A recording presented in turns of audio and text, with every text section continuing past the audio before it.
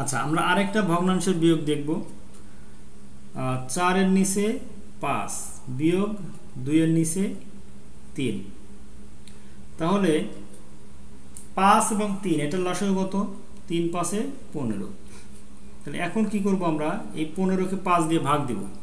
কি হবে? 3 5 15, তার মানে রেজাল্ট হলো 3।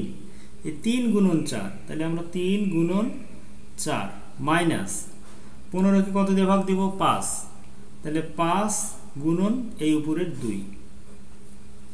তো আমরা এটা 3 আর 4 গুণ করলে 3 4 12 বিয়োগ 5 দুগুণে 10, নিচে কত ছিল? 15।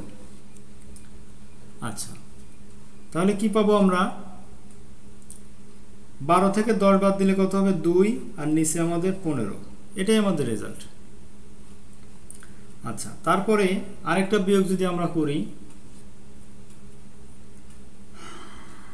5 এর নিচে 6 বিয়োগ 1 এর নিচে 4।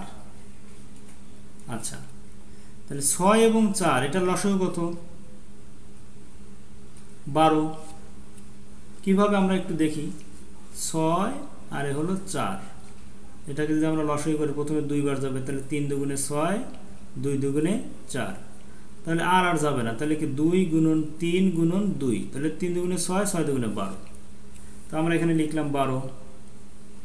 ওকে, তাহলে 12কে 6 দিয়ে ভাগ দিলে কি হয়? 2 গুণন উপরে 5 বিয়োগ 12কে 4 দিয়ে ভাগ দিলে 3 গুণন উপরের 1, তাহলে 5 দুগুণে 10 বিয়োগ 3 1 3, নিচে কত? 12।